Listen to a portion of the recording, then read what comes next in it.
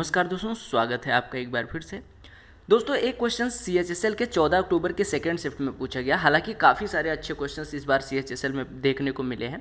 ये क्वेश्चन मुझे बहुत अच्छा लगा क्योंकि सेकंड शिफ्ट का मैं सोल्यूशन करवा रहा था, तो मुझे लगा ये क्वेश्चन आपको अलग से करवा देना चाहिए, ताकि आप अगर वहाँ पे जाएँ तो ऐसे क्वेश्चन में आप फिगर देख के कई बार छोड़ देते हैं। इसी वजह से मैंने थंबनेल पे खतरनाक क्वेश्चन लिख दिया है कि आप लोग छोड़ देते हैं, और इसमें कुछ ऐसा नहीं होता कि आप छोड़ के आएँ। तो क्वेश्चन बड़ा इजी होता है, बस थोड़ा सा समझना होता है क्वेश्चन को, और फिर ये 5 से 7 सेकंड का बचता है।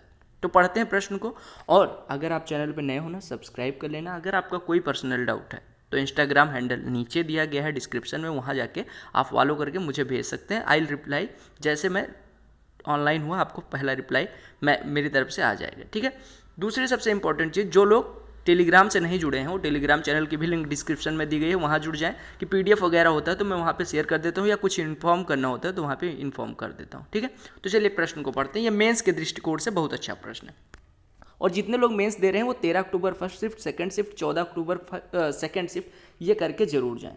तो प्रश्न में क्या कहा गया, in the given figure AD is equal to 3, DE is equal to 4, AB is equal to 12, BF is equal to 12, FG is equal to 6, BC is equal to 10। तो आपको वैल्यू निकालनी है M/N की, जहाँ पे कहा गया M जो है वो एरिया ऑफ क्वाड्रिलेटरल FGDE है, और N जो है वो एरिया ऑफ ट्रायंगल ABC है। मैं फिगर को फिर से बना दे रहा हूँ ताकि आपको समझ में आने में कोई दिक्कत ना हो। ध्यान से देखिएगा, आपका एक ट्रायंगल दिया गया कुछ इस प्रकार से, ठीक है।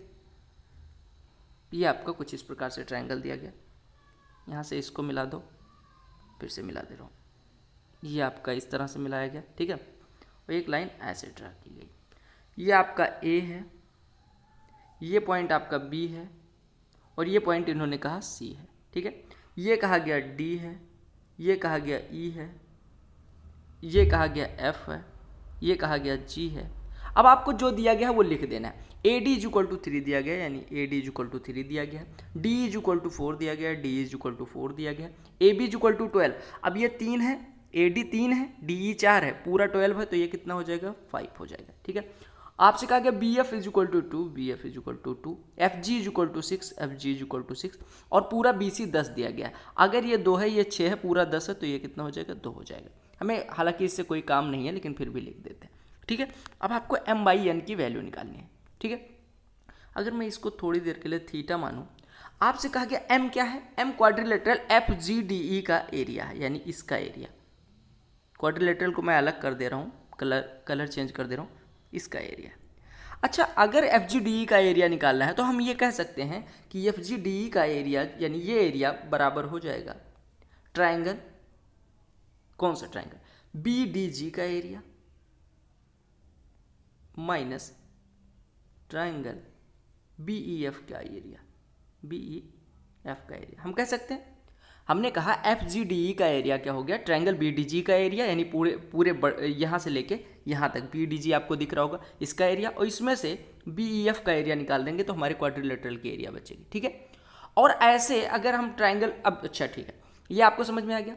अब ध्यान से देखिएगा, अगर हमें ट्रायंगल BDG की एरिया चाहिए तो आपको पता है BG, ये वाली साइड, कलर चेंज करके बता रहा हूँ, ये वाली साइड पता है, और आपको BD पता है। तो अगर किसी ट्रायंगल की 2 साइड्स पता है, उनके बीच का कोण पता है, तो आपको पता है कि एरिया क्या हो जाता है, हाफ इंटू साइड्स का प्रोडक्ट, यानी हाफ AB साइन C होता है, यानी हाफ इंटू पूरा कितना है 8। ये वाली साइड कितनी है 9, और इनके बीच का एंगल कितना है थीटा, तो साइन थीटा। क्योंकि आपको पता होगा कि अगर किसी ट्रायंगल की 2 साइड्स पता हो, उनके बीच का एंगल पता हो, तो एरिया होता है half into product of sides into sine of that angle, ठीक है। ऐसे BEF का एरिया कितना हो जाएगा, हाफ इंटू BF की लंबाई 2 इंटू BE की लंबाई 5 इंटू इनके बीच का एंगल साइन थीटा, और उसका साइन ले लेंगे, यानी साइन थीटा, ठीक है। ये हो गया क्वाड्रिलेटरल FGDE की एरिया। अगर हम ट्रायंगल ABC की एरिया की ऐसे बात करें तो हम लिख सकते हैं, यहाँ पे कलर चेंज करके मैं लिख दे रहा हूँ। ये देखिए, ट्रायंगल ABC की एरिया क्या हो जाएगी, हाफ इंटू, आपको पता है क्या क्या पता है, आपको BC पता है, आपको AB पता है, तो AB का BC का प्रोडक्ट करेंगे, तो AB कितना है 12 और BC कितना है 10, तो इसका प्रोडक्ट 120 इंटू इनके बीच का एंगल थीटा, तो उसका साइन थीटा। आपको पता चल गया। आपको ये भी पता है कि सर ये M है, ये n है, m/n निकालना था, यानी ये बटे।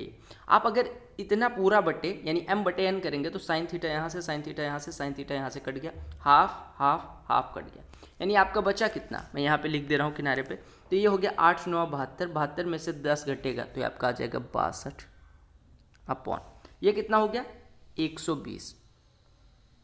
अब 2 से काट देंगे तो ये बचेगा 31, ये बचेगा 60, यानी आपका आंसर कितना आ गया 31/60, 31/60। मैं फिर से समझा रहा हूँ, ध्यान से समझिएगा।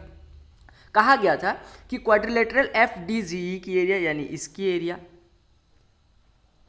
एरिया आपको दी गई थी m है, और आपको ट्रायंगल ABC यानी पूरी एरिया n दी गई थी, आपको m/n निकालना था। मैंने कहा कि सर इस क्वाड्रिलेटरल की एरिया कैसे निकलेगी, आप ट्रायंगल BG यानी BGD की एरिया निकालिए, उसमें से BEF की एरिया निकाल दीजिए तो आपका ही क्वाड्रिलेटरल ही बचेगा।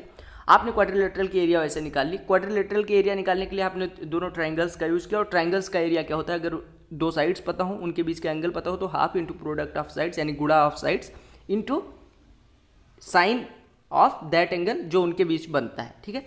तो आपने इससे निकाला m की वैल्यू। ऐसे n की वैल्यू तो ईजी है निकालना, ट्रायंगल ABC की एरिया निकालनी थी n के रूप में, तो आप कहेंगे AB पता है, BC पता है, इनके बीच का कोण, तो half into AB into BC into sine B हो जाएगा, ठीक है। अब आपको पता चल गया कि सर m की वैल्यू क्या है, n की वैल्यू क्या है, तो m/n निकालना था, हाफ साइन थीटा कट गया, तो यहाँ पे बचा 72, 72 में से 10 घटेगा 62, और यहाँ पे बचा 120, तो 62/120 यानी आपका आंसर हो गया 31/60, जो कि आप ऑप्शन 4 में देख सकते हैं, ठीक है। तो ऐसे क्वेश्चंस आपको सीजीएल मेंस में देखने को मिलेंगे, और अगर कोई अच्छा क्वेश्चन होते हैं तो मैं आपको अलग उनकी वीडियो प्रोवाइड कर दूंगा, ताकि आप मेंस के लिए वही वीडियो देख के जाएं, ठीक है। बाकी मैं जो सिर्फ टेलीग्राम पे अपडेट दे देता हूं आपको कि मेंस वाले ये कर लें, इसको इतने मिनट में करना चाहिए, तो टेलीग्राम इस वजह से ज्वाइन कर लीजिए। और जितने लोग चैनल पर नए हैं, चैनल को सब्सक्राइब कर लीजिएगा, वीडियो को लाइक करिएगा। शिफ्ट वाइज एनालिसिस अभी आ रही है, टॉपिक वाइज एनालिसिस CHSL की बहुत जल्द, जैसे शिफ्ट वाइज खत्म करेंगे उसके बाद आनी शुरू हो जाएगी। Bye bye, take care, all the best for all.